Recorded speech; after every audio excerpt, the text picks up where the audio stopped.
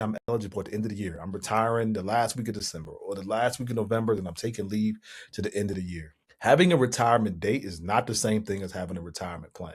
So tonight, over the next 30 minutes, what we're going to talk about is the difference between having a date and a plan. And so at the end of this 30 minutes, you will understand what you need to have in place. If you plan to retire at the end of the year, having a system is far more important than having that date. So when you walk away from this webinar, that is what you're going to learn tonight. So let me tell you what a date is. A date is June 14, 2031, like this slide says. That doesn't necessarily mean you have a system in place. That doesn't necessarily mean you're ready to retire. And so when it comes to retirement, the main reason why most federal employees are just not quite prepared for retirement, in my opinion, is it starts with the fact that most folks just depend on HR. And I have tons and tons and tons of HR clients, even HR directors as clients. And they would say off the record, Ms. Smith, I know this stuff exists, but I don't know how to put all the pieces together. And so here's the reality. When you go to the HR department, they're buried in paperwork, number one. A lot of them have generic advice or advice that's just outdated. And they're reading from, just manuals and things like that. Or they just don't give you any advice at all. And so when it comes to your retirement, a lot of folks feel bad because they're not prepared and things like that. And I always say, like, how would you be prepared, right? If you go outside of the federal government, a lot of the stuff that you're going to get from the CNBCs, the Dave Ramseys of the world, the Susie Ormans of the world, a lot of that stuff is going to be generic. A lot of those the advice that they're giving to folks don't have pensions. They don't have the TSP 5% matches. They don't have not limited to 5 individual funds inside of their 401k. When you look at these private 401k plans, there's 20, 30 different funds they can choose from, right? It's completely different than the federal system. There's not many pensions left. And so your HR department could either give you generic advice, no advice at all. You search outside, a lot of that stuff is just generic. And so most folks just don't have the right answers. And so the reason why we started Fed Legacy is to be able to give you give you that insight because you need it, right? And again, we've been doing this 17 years. And I will say this, most people have the same issues. You have a date in mind, but no real system in place. And so again, we're going to talk about that. So again, you're not behind. So if you think that, you're not, right? I was talking to a lady earlier today, actually, and she'd been in the federal government now 13 years. She's just about to turn 60. And she was just like, well, Mrs. Smith, I got in here late. I'm just trying to do the best I can. And like I told her, I said, look, you've been in the government now 13 years. You're not going to have the same big pensions like your friends who've been in the government 30 years or 25 years, etc. You don't have to work forever. But here's the thing. You now have a pension. Whether it's big or small, you still have something that you didn't have before. And so if you're sitting here and you're thinking you're behind, you're not behind. You just need to start where you stand and go from there. We tell people all the time, people that feel like they're behind when it comes to their TSP plan. They're like, well, I'm only going to put in I'm only can put in 3% right now or 5% or whatever it is because I'm putting my kids through college or I'm helping take care of my parents or whatever it is. And here's what I always say. And if that's you, I'll give you this advice. Just start where you are. If you're doing 5% and things are tight right now, and you want to put more on your TSP, just do 6%. Just start there. And the next time you get a raise, do another %, then another %. And then that takes you from being behind to catching up and all those other things. And so, again, you are not behind. Just start where you are, and that is part of the system. So at Fed Legacy, we have what we call our finish line process. Now, before we even get to the real components of the finish line process, what I'll get to later in the webinar, there's 4 components of a retirement plan that you must have, right? You must have a date, even if that date might not be the actual date that you go to retire. You need to aim for something.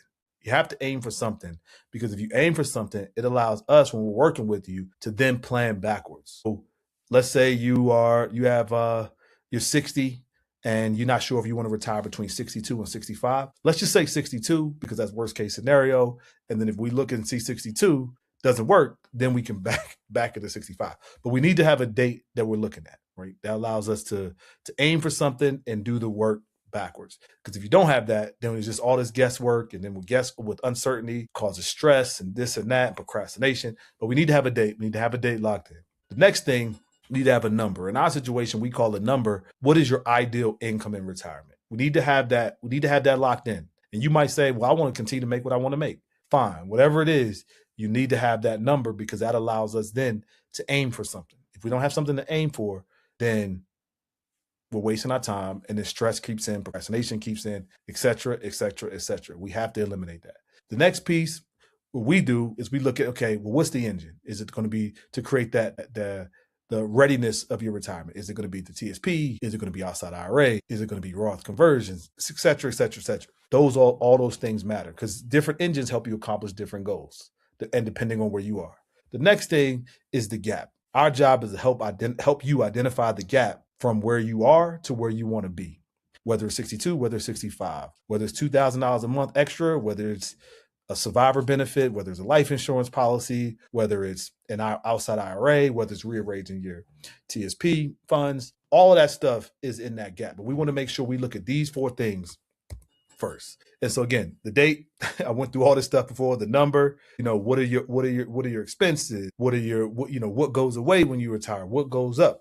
We look at all these different things because one thing I can just say is most folks, when they come to retirement, they look at inflation and they look at like the normal inflation report. And they say, oh, well, inflation only went up 3% this year. Well, not healthcare. Healthcare has had double-digit inflation. This past year, it's been 12%. And healthcare costs have went up 12%. Right? That's a big jump.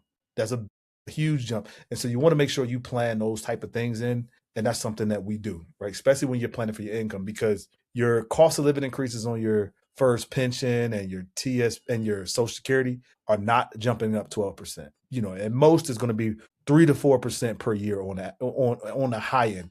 Most years is around 2. And so in order for you to offset that, speaking about the number, you must make sure you invest a certain percent of your TSP or IRAs in a way that goes in line with the market so that you're getting those gains when the market does well. Now, you don't want to have all your money there, but you want to have some sitting aside in a protected bucket, but we help you navigate what's the proper way to do that. So that's the number. Then the 3 streams, the 1 engine, right?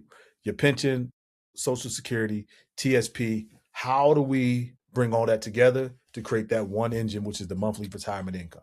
And so those are the first 4 components. But when we look at with the entire process, we're looking at the federal benefits optimization, investing in TSP properly, navigating different tax strategies, insurance and asset protection. And what a lot of that is making sure that you have your wills, your trusts. And so the money that you have set aside is going to your family in the right way. Reason why that's so important is because I had a client recently, she passed away soon after she retired. She didn't have a trust. She didn't have a will. And now her family is dealing with a ton of tax stuff and just trying to figure out how to navigate life without her. But a lot of this stuff is now going to probate and it's just a complete mess. But one thing we like to do at Fed Legacy is just make sure you have all that stuff ironed out ahead of time so that when you do retire, you can do it with peace of mind. Right. We had a client recently and he was getting ready to do the survivor benefit. He was checking off the survivor benefits and he just elected not to do it. When we were going through the paperwork, he elected not to do it. And as I was reviewing it with him, I said, well, why did you do that? He's like, well, I don't want to be paying the extra $400. Well, his wife is 4 years younger than him. She's not a federal employee. She's healthy. We did a life insurance policy on them last year. And so she's healthy. She's going to live a long life, right? God willing. And I asked him, I said, look, if you would have passed suddenly, what happens? And he said, well, I don't know. I think she'll be okay. And I was like, well, no, she wouldn't get any of your pension. His pension was around $6,100. And he was like, well, dang, I didn't realize that. I was just trying to save $400. Again, the system. He thought, okay, I make $6,100 now for my first pension. I got a decent amount of money in my TSP. He wasn't thinking about his wife in that aspect because nobody ever broke it down to him. And so once I showed him what that meant, he immediately took the survivor benefit and we moved on with the conversation. But again, asset protection, making sure you're taking care of your heirs is super, super important. So here's a client right here. Teresa, she had a date. She was ready to retire at the end of the year. She was excited about it. She'd been referred to us. We were going over her numbers. She told us what her need was, but her reality was after taxes, her pension was her pension Social Security was around $2,800. She didn't have much time in the federal government, but she had a decent sized TSP because she enrolled some money into her 401k. But when she looked at it, she didn't realize she had a $3,200 a month gap. She just thought she could just take money out of her TSP and then to figure herself out. What we ended up doing was creating a strategy for her, helped her understand the tax implications of taking $38,000 a month, a year out of her retirement and filling that gap, but making sure that gap was able to be filled for a long time, right? And she never ran those numbers. And so the money that she had in her TSP at that time when we first met would only last her 15 years. We were able to rearrange some investments, push her retirement date back a slight bit just to give her some more time, give her a higher first pension amount and higher Social Security amount. And then she will be able to retire at the right time. So we had to push her date back. But all she had was a date. She's like, I'm done at 65. But that wasn't the right answer for her. We had to push it back a little bit, get her a higher Social Security payment, get her more first pension number, allow her TSP to grow a little bit more. That's what I mean. Having a date without a system can be problematic. Now here's Ron. Ron had a date and he had the number. What he was missing was the system, the engine, right? And so Ron, what he messed up on is he had 100% of his money in his TSP, in the traditional TSP. Now Ron is the type of person, he enjoyed family, right? Family was a big thing for him. What he didn't understand was a TSP 10% rule, 10-year rule when it comes, well, not TSP, the IRS 10-year rule. He didn't understand that. And so when we broke this down to him and we showed him, hey, by doing different Roth conversions, before you turn 74 in his situation, that was his age, we can, you can save around $700,000 in taxes that not be passed on to your family. We read him through our retirement analyzer system. We showed him this. He was like, okay, well, I need to implement this system into my retirement plan. It didn't change his date. It didn't change the number. All his income and all that stuff was fine. He just didn't have a tax strategy. Going back to our Fed Finish process where we navigate tax strategies. Again, he had the date, he had the number, he just didn't have the system. And so again, when it comes to your retirement, you want to make sure you have a system, not just a date, because you can miss a lot of things. So the questions I have for you, just so you can get clear. And if you don't have the answer to these questions, we will answer them on our retirement readiness call, right? Do you have a retirement date that's pressure tested? Does that date have any weight behind it, or is it just a date you have? Do you know your monthly number? Do you know what your ideal income is, and will you be able to meet that? Does anybody sit down with you and really walk you through that so that when you retire, it's clean, you know what you're doing, it's no guesswork? Do you have that? Do you know what your 3 streams must produce together after taxes? Do you know what that is? And if you don't, it's okay. Nobody taught you this stuff, right? HR is not going to give you that. They're going to give you a basic printout that a lot of times has errors on it. They don't calculate for cost of living increases and things like that. Do you know what that's going to look like 5 years from now? What that income will look like? Do you know your gap in dollars when you think about inflation, healthcare costs going up, and things like that? Taxes and things like that. Do you know what that gap is? And do you know your next move? And what I mean by do you know your next move is, if you know these things, what's next for you? Is the date that you chose the right date? I don't know, and it's okay not to. But what we talk about on our retirement readiness call is making sure we answer these 5 questions with you confidently. And so we put all this information into our retirement analyzer system. It's a system that's pretty thorough, right? And we can make tweaks along the way to help you navigate different goals you might have. But look, you worked 20, 30 years in the federal government. You deserve to have a smooth landing when it comes to your retirement. And look, we're here to help at Fed Legacy. You just book a call below. We'll put a link in the chat for you, or just type plan in the chat, and we'll make sure our team reaches out to you, and we'll take you through our retirement readiness review. We've been doing it for a lot of years. We'll love to support you in your journey because you deserve it. The question is, how do I know that my retirement date is actually realistic and not just a day I want to leave? Well, a couple of things.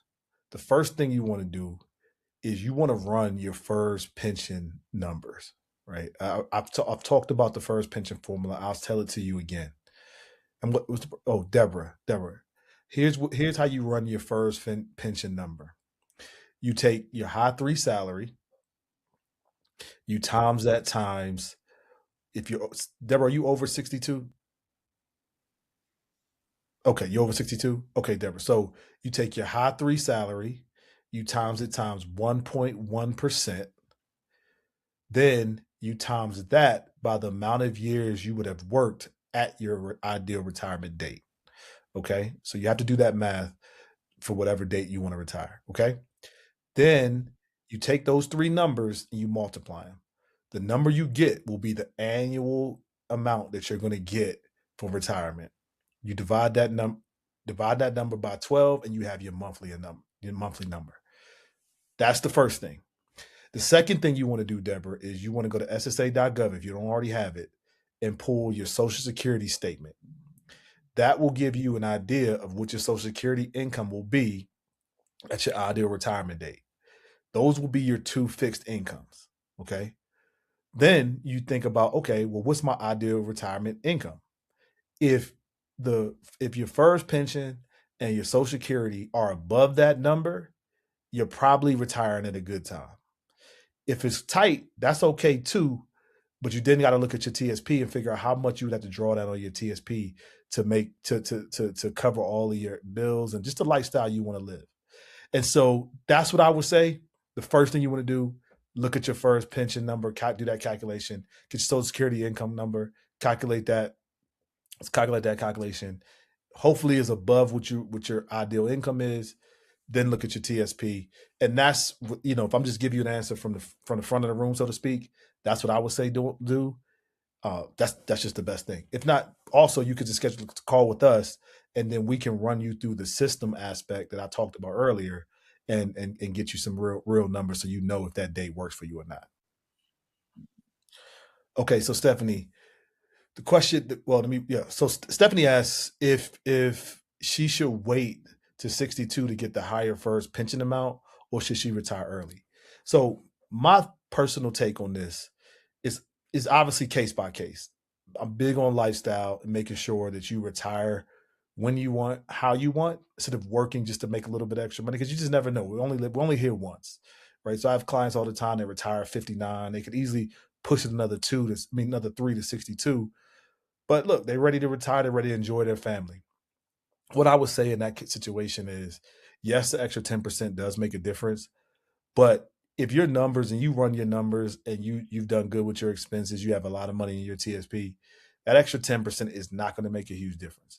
Obviously, it's case by case. I always push towards lifestyle, but in order for me to say that confidently to you, Stephanie, I just have to know your numbers, right? So if you want to sit with us, we can run your numbers for you, run it through, make sure that your TSP can cover that 10% easily, I should say, so that you can just enjoy your life. Tons and tons of clients who retire in their 50s and don't look back. But again, I don't know much about your situation, but I would say I'm not opposed to it. And I've seen it work for a lot of folks. So, hey, live your life the best you can. We'd love to help you. So Erica asked a good question. So if you know your TSP balance but don't know your withdrawal strategy, are you really ready? So Eric, I would say this: 99% of people don't know their withdrawal strategy because it can change, right? Inflation changes things all the time. Family emergencies change things. You might have a different lifestyle situation that you want to look forward to that might change. Things just change. And so when it comes to your TSP withdrawal strategy, it's a case by case thing, but it does not mean you're not ready for retirement. It goes back to the question I answered before you around, does your fixed income, meaning your first pension, your Social Security, cover your main bills? If it does, then we could figure out the TSP stuff later. But to answer your question, just because you don't know it does not mean that you're not ready to retire. Okay, Patricia asked how much of her current play. Patricia, you asked how much of your current paycheck should you look to replace in retirement. That's a case by case thing. Your first pension and your Social Security are probably only going to cover at the maximum between 40 to 50% at the max. The big difference for you, Patricia, is how much you have in your TSP. Now, if you have a lot of money in your TSP, then you can pretty much, in most cases, and this is not for everybody, depending on how much you have in your TSP, if you really want to just continue to make what you're making, you can do that. But it all is about how much you have in your TSP. Your first pension, your Social Security is not going to make up that gap by itself. But with your TSP and proper planning and growth, you can definitely do it.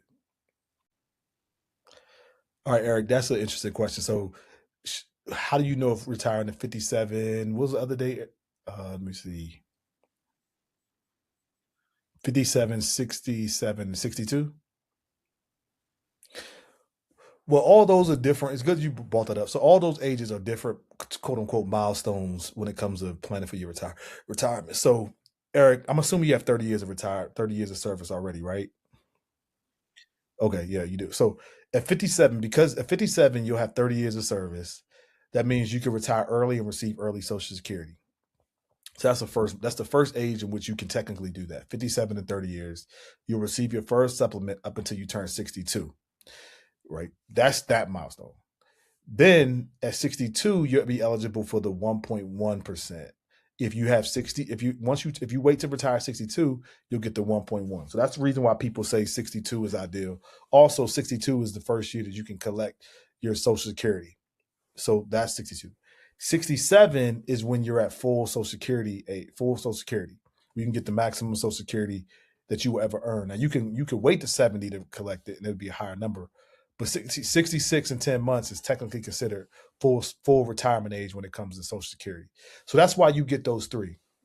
Now, again, like I mentioned before earlier, it's all about lifestyle. If you can run your numbers and you can see that you can do it at 57 and 30 years and get the first supplement, why not do it?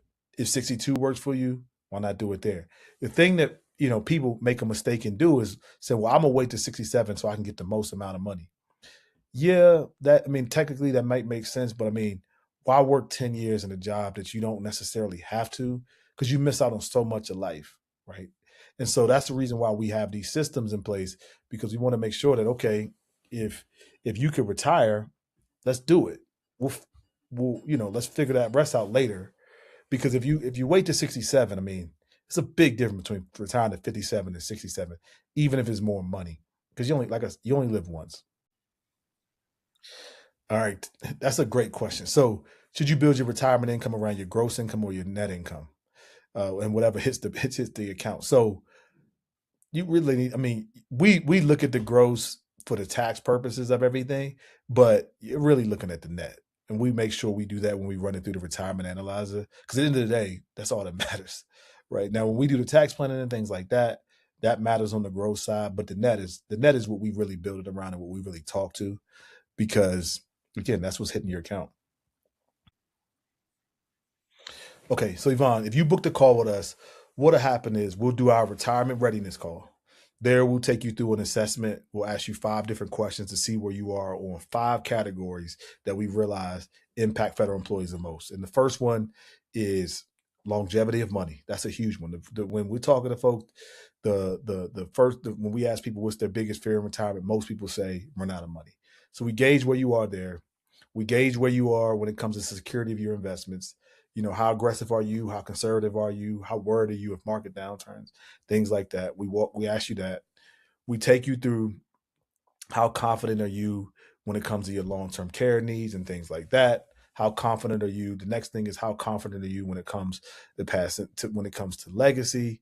And then we ask you about taxes to make sure where you are on a spectrum of all those things.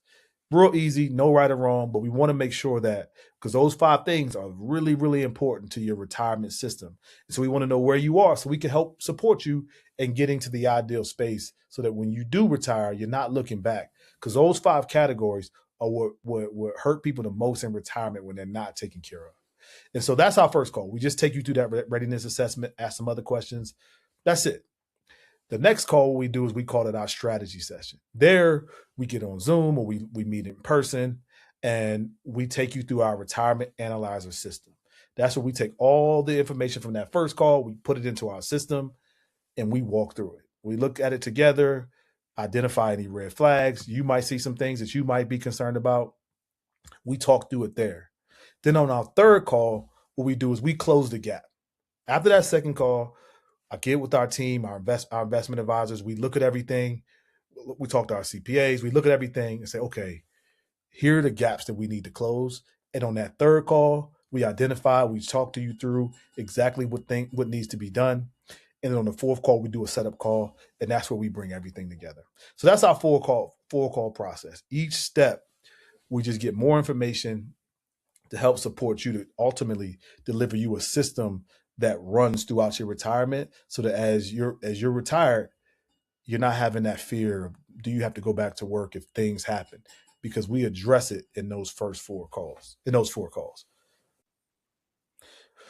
When it comes to that first call, you don't have to bring anything. That's a good question. No, it'd be helpful if you have like an LES statement on you and know your TSP balance. Well, and no, you so yes, actually. So when it comes to that first call, just have your LES statement, understand what your TSP, how much you have in your TSP, if it's invested in a traditional Roth, know that, and then also know what your Social Security income is. Now, if you don't have that stuff, it's okay. Just make sure you have it by the time we go to our strategy call, because we absolutely need it. And with most folks who don't have it on that retirement readiness, we will send you a secure link where you can upload it there, and then we'll have it for that strategy call, because that strategy call is really when we lay things out, and you want to make sure you're prepared for that. So if any of this resonated with you, just book a call below. The link will be there, or just type plan in the chat, and our team is monitoring the chat, and we'll make sure to schedule a call with you. We'll call you within 24 hours to make sure we get a call scheduled and walk you through, so that you have a system, right? Just having a date is not enough. You want to make sure you have a system, because again, you work 20, 30 years. You deserve to make sure you get this right when it's all said and done.